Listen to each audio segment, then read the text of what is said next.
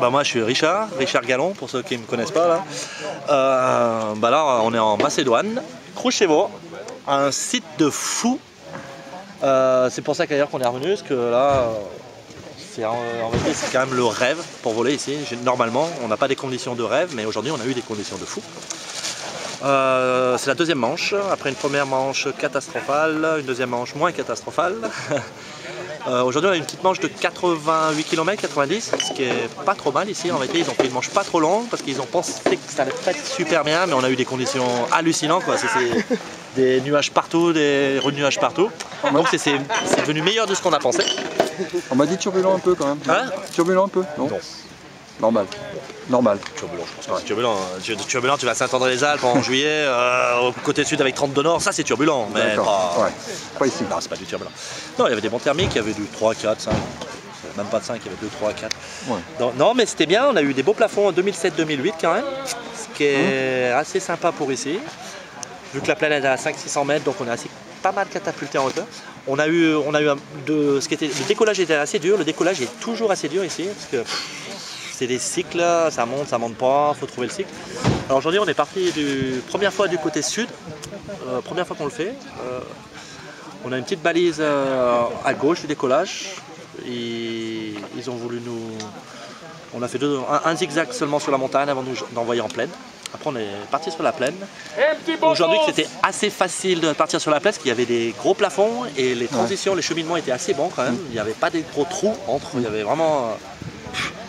Il y avait peut-être 30 secondes de trou quoi, et après pouf, ça se remettait direct, donc c'était assez facile. Comme toujours, ça s'améliore de mieux en mieux. On est arrivé à 2h, 2h30 sur la plaine, 2h, 2h30 sur la plaine. Ici c'est un petit peu tôt, donc là on était un petit peu avec le frein à main, là tout le monde, le petit groupe de tête, on a bien tourné. Bon, toujours les mêmes dans le groupe de tête. Et puis voilà, après on est repassé sur Prilep, c'est toujours beau là, il y a un petit passage là, par là-bas là, sur Prilep où on a raccroché les montagnes. Quoi, le but c'est qu'on nous a mis une balise en fin des montagnes là-bas en disant qu'on allait aller voler sur les montagnes. Mais en vérité on n'est même pas allé sur les montagnes, on est resté complètement en plaine. Dans la plaine, ouais. Donc, bon, on a pris vraiment la ligne droite quoi. Le retour, c'est bien à partir de 3h de l'après-midi, c'est vraiment tout bien. À 3h de l'après-midi là c'est devenu des nuages partout, assez facile généralement. Bon tu vois, il y a 80 personnes au but, donc quand il y a autant de personnes au but, c'est que là en 20 minutes, c'est que la manche elle aurait pu faire encore 50 de plus. Tu as volé souvent ici? Non, j'ai fait 2 compétitions avant, un championnat tchèque national là, et puis une coupe du monde il y a 2 ans. D'accord. Pas souvent, mais je voulais revenir. C'est un des sites où je voulais revenir. Il y a quelques sites là comme ça. C'est vraiment des sites là. À tous les gens qui veulent voler, allez voir des vrais sites, pas aller à Bassano, les choses, les classiques qu'on connaît là, on s'emmerde.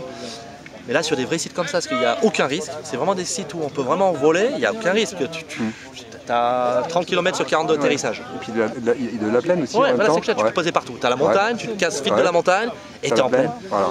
Donc pour les gens qui ne savent pas faire la plaine, comme moi, ou progresser, c'est vraiment l'endroit parfait pour vraiment apprendre à voler en plaine. Parce que c'est facile de se faire récupérer partout, tu ne peux pas te faire mal. Moi j'adore ce site, j'adore vraiment ce site là. C'est pour ça que de mon côté de vue, moi je fais que les Coupes du Monde où les sites sont... Je les trouve les sites beaux quoi. Par exemple, là, je suis pas allé en Savoie, c'est beau, mais je connaissais chez moi, je suis pas allé faire une Coupe du Monde chez moi par exemple. Donc il y a des sites comme ici, Kruševo, pour moi c'est de la tuerie. Mexico, le meilleur site pour moi au monde, un des meilleurs sites au monde pour voler, ça vole tous les jours. La Colombie. Voilà, ça c'est les sites. Puis là c'est l'Europe quoi, je veux dire, on croit que la Macédoine c'est la fin du monde. C'est rien du tout, moi j'habite en Allemagne, je vais en voiture, ça me prend 12 heures de voiture. C'est comme d'aller du nord de la France, dans les Pyrénées quoi, presque. Donc c'est vraiment, j'aimerais vraiment que beaucoup de gens viennent ici pour voler quoi, qu'ils essayent, faut qu'ils découvrent aussi. Voilà, donc deuxième manche, demain c'est un petit peu, on va voir, ils annoncent frais, 23 degrés maximum, ce qui est hallucinant pour ici. Donc ça veut dire base, un peu de vent, donc on va voir ce qu'ils vont faire. Après ils annoncent pas trop bon pendant 2 jours, donc on espère pouvoir faire 3-4 manches. Voilà. Merci beaucoup Richard.